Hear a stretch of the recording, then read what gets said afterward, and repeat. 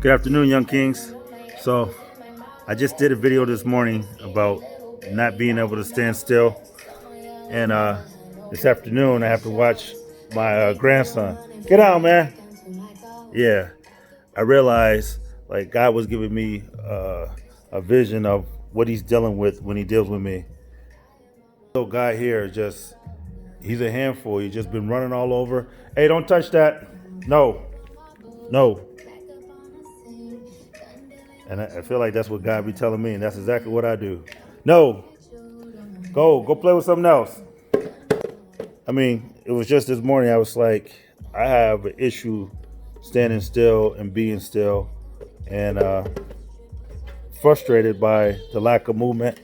And to think about it, what made me decide, hey, no, bring that back here. I mean, what made me think of this was like, I've been telling this guy no all day, and like he doesn't get it. It's my grandson, Alex. Say hi, Alex. Say hi. Say hi. Yeah, he looked innocent, but he was just mad at me a little bit ago.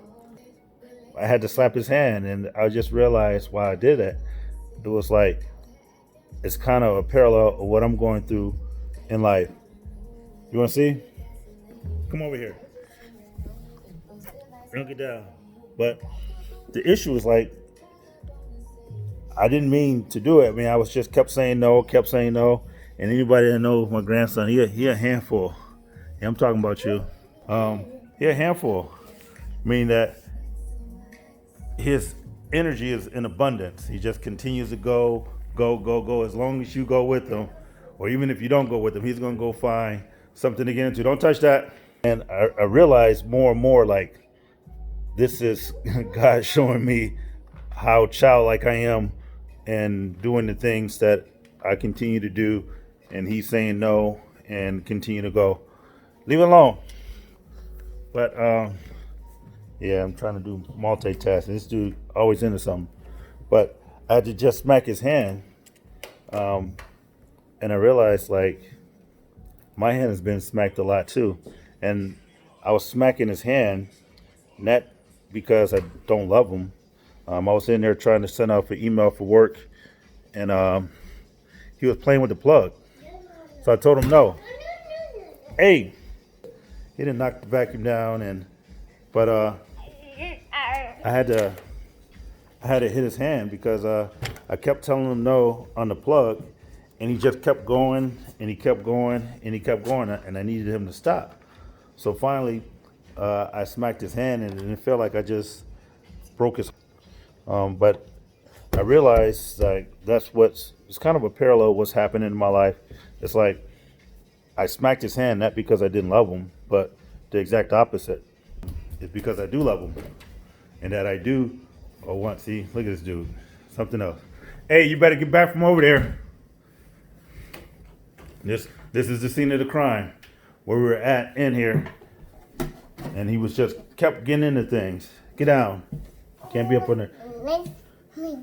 But I had to smack his hand. No. Let's go back out. But I was saying I smacked his hand not because I didn't love him. It was the exact opposite. It's because I loved him that I chose to smack his hand and to protect him. And I realized that, and that hurt his little feelings. He was all heartbroken and hurt, and he started yelling at me, kind of like what I was doing yesterday with God. In my little temper tantrum that I had, like I started yelling and getting frustrated with God, and I realized like the parallel of things. Like, and the reason I got on the video this afternoon because I told you I want to kind of give vision into my life as I go through it. So not after I get through it. Don't touch that. Look at him. He's back there touching stuff again. I said don't touch that. And that's me. Don't know how to be still. But anyways, I came back on to do a video because I realized the parallels. Like when I did smack his hand, although I did it for love, stop. And it hurt his heart, and he started crying, and he was extremely upset. But what I realized is that it didn't diminish my love for him anymore. Meaning that correct him, or he was gonna either hurt himself or tear up something. But so I had to stop him from doing that. No, we're not going down there. We're not going. No, we're not going. So I realized, I mean, it gave me a sense of comfort. No, man, go sit down. It gave me a sense of comfort just in watching my grandson. Look at him. It gave me a sense of comfort of watching him and his inability to stand still, and how God feels when he's dealing with me. This dude is a totally handful. Yeah, yeah. So it's like sometimes, why did I get on this post? Because sometimes the correction, it feels bad, but it may be actually good for you. There is a saying out there that says, everything that feels good to you is not good for you. And everything that feels bad to you is not bad for you. There's an element of sometimes some things that are bad can bring a lot of fruit forth and produce a lot of good. And there's a lot of things that seem to be good, like comfort and, as we say, soul food and stuff. But you eat a lot of that stuff and it has the tendency to provide or produce a lot of diseases and setbacks in life. So everything that feels good to you is not good for you. And when you are corrected, you got to realize, is it construction or destruction? Because, both of them feel the same. Like destruction is tearing something down, but in an element of construction, there's an element of destruction. Especially if you're remodeling something, you have to tear down some walls, and it feels like it's destruction, and it is for that period of time. But the purpose behind the end state of construction is to build something that's improved, that's better, that's new. The point of destruction, if that's the end state, then it's just to tear some things up. So you got to realize, like in your life, in your pain, is it construction or destruction? Because some things are just bad and it will just here to destroy you. And you got to realize, like, if you're in a pursuit for something to become better, then most likely the things you're going to come across will be in a construction phase, although there's a destruction element to it. And then if you're in positions where you're just flying by the seat of your pants, or you're just going by along what everybody says, and you find yourself with the majority, then you're going to find yourself in a destructive phase.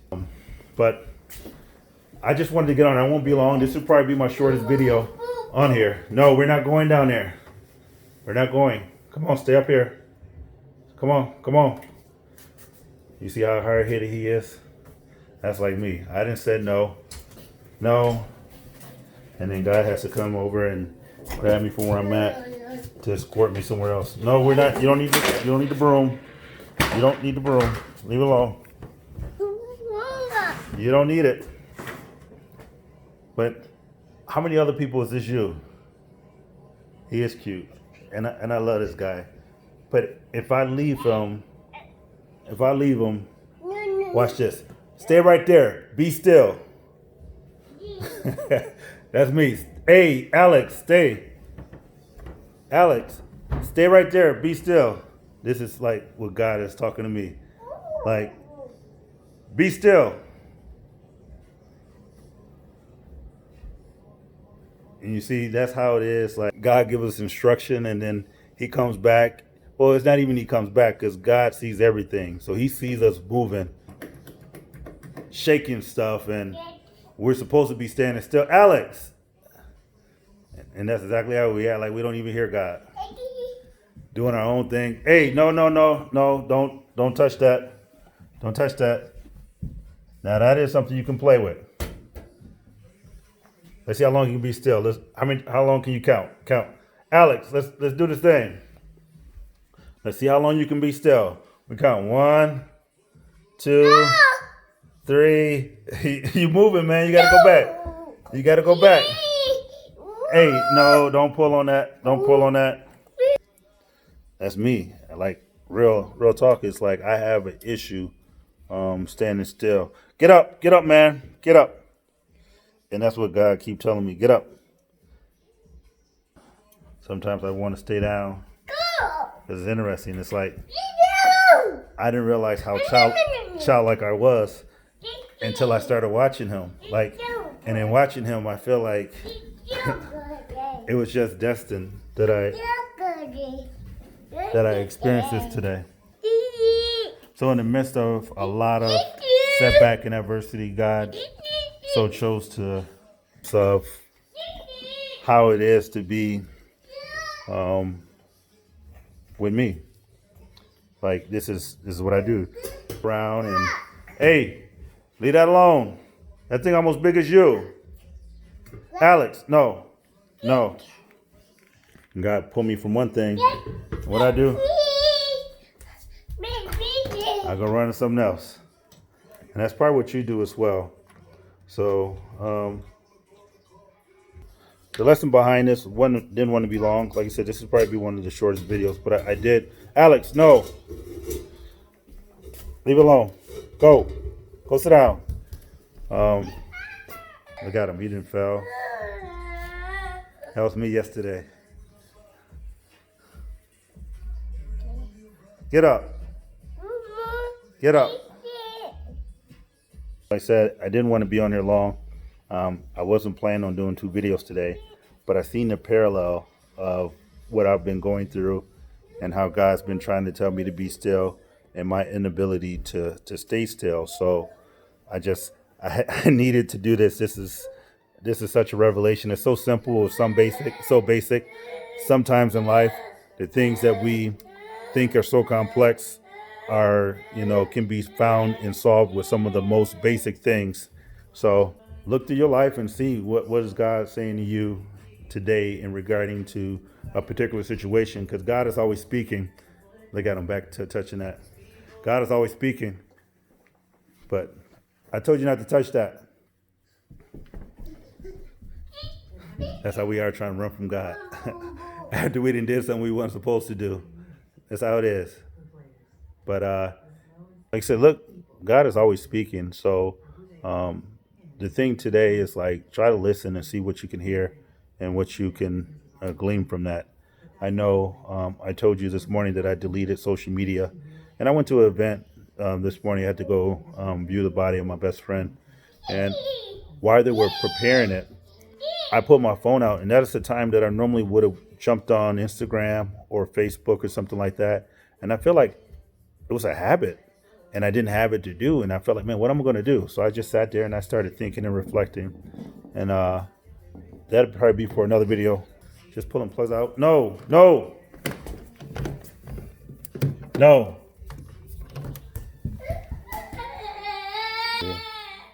did it on camera. But that was me yesterday. You'll be all right. Give me a hug. Give me a hug. And that's what the Lord does. He sees us hollering and he picks us up, dusts us off, and tells us okay. The correction is for our good, even though it hurts, right? Right, Alex? Say bye. Say bye. Bye, young kings. Make it a great day. This is my young king.